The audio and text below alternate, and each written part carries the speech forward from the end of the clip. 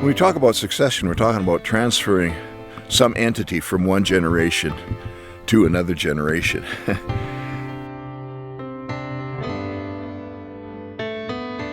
Terry and I feel like that when we came to Thailand back in the beginning, we were starting from zero.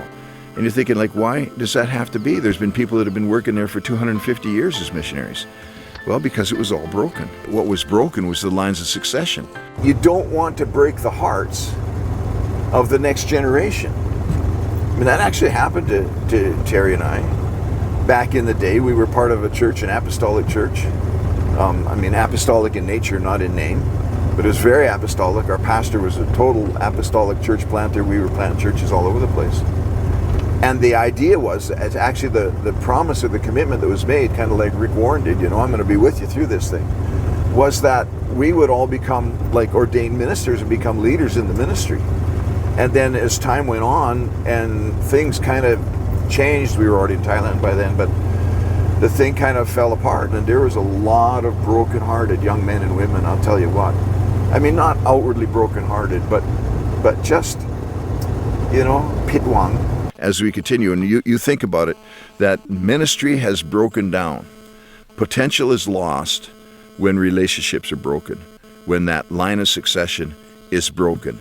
And like Paul said, those ravenous wolves, they come in from without and from within to destroy. We thought that we were heading towards something and we were investing heavily in it. I mean, we poured our lives into that, building that church, actually the physical building and evangelizing and planting new churches. I mean, Terry and I worked like crazy along with hundreds of other young people and older people.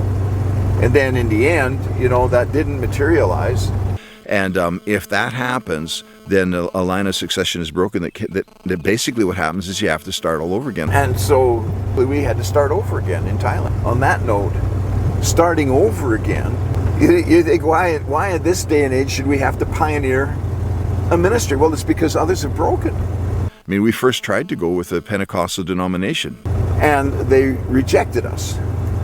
A denomination that probably 50, 60, 70, 80 years earlier pioneered ministries around the world with people exactly like Terry and I. Maybe untrained, but full of fire. And then the next thing a generation or two later, they think nobody can do it but them. But no, now you had to go through the process. They totally refused us. Why? Well, because their vision had been broken. Their vision had been gone. And we just didn't measure up. And so we were rejected. We weren't even considered. And that's a sad thing. So we had to start over from zero again and begin to pioneer a new ministry. As we pass it on to our next generation across Asia, I know that our succeeding generations will do far, far more. I mean, can you imagine if this ministry that Terry and I started in 1982, along with a bunch of other guys, if whatever Terry and I accomplished could be measured on some kind of a scale, then I could see the next generation surpassing that times 10, With this purpose that we're fulfilling now. And if it continues into the next generation. Elijah to Elisha was the double portion, right? I see that just exponential growth. And then the next generation after that, and the next generation after that, man, oh man. See, that's how the world is going to be won. It's going to be won through that father to son, double anointing, right? Exponential growth. Because we can't keep stopping and starting over again and expect to win the world. The reason that the Christianity has not grown like it did in the first century is because we keep starting over again.